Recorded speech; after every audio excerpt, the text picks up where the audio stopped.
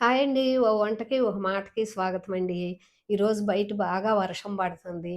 అందుకని వేడి వేడిగా బజ్జీలేసుకుందామని కుండీలో వామాకు కోసి శుభ్రం కడిగి తుడుచుకున్నాను. కొత్తిమీర గూడా కాడలు కట్ జేసి శుభ్రం కడిగి తుడుచుకున్నాను. సొరకాయ ముక్క ఒకటి తీసుకొని, పెచ్చు తీసుకొని, ఉప్పు నీళ్ళల్లో యేసుకొని, రౌండ్‌గా చక్రాలల్లే కోసుకొని, ఉప్పు నీళ్ళల్లో యేసుకొని, ఆలు దుంపటి కూడా పెచ్చు తీసుకొని, ఆలుదుంప అది కూడా రౌండ్‌గా కోసుకొని, ఉప్పు నీళ్ళల్లో యేసుకొని, ఆనియన్ గూడా చక్రాలల్లే కోసుకొని, పావు కేజీ శనగపిండి తీసుకున్న, హాఫ్ కప్ వరిపిండి తీసుకొని, కొంచెం కొత్తిమీర, కొంచెం కరివేపాకు యేసుకున్నాను. కొంచెం వాము నలిపేసుకున్న, కొంచెం పసుపు, కొంచెం ధనియాల పొడి, ఒక అర స్పూన్ ధనియాల పొడి, హాఫ్ స్పూన్ జీలకర్ర పొడి, ఒక స్పూన్ కారము, తగినంత ఉప్పు.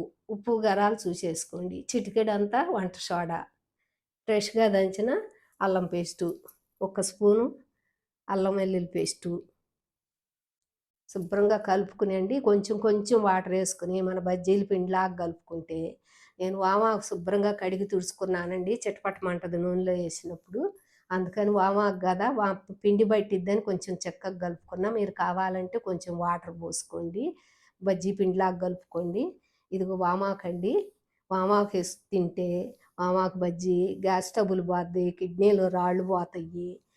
ఇది కొత్తిమీర గూడా చాలా టేస్టీగా ఉంటదండి. వామాకు బజ్జీ, కొత్తిమీర బజ్జీ. ఇదిగో ఆలు బజ్జీ.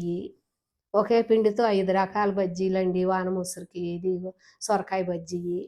ఇది ఆనియన్ గూడా చక్రాల్లాగా కోసుకొని ఆనియన్ బజ్జీ అండి. చాలా చాలా టేస్టీగుంటయి. ఈ వాన ముసురుకి ఈ బజ్జీలేసుకొని పిల్లలు గూడా స్కూల్ నుంచి వచ్చే టైం అయిందండి. పిల్లలు, పెద్దాళ్ళు గూడా చక్కగా వేడి వేడిగా తినొచ్చు.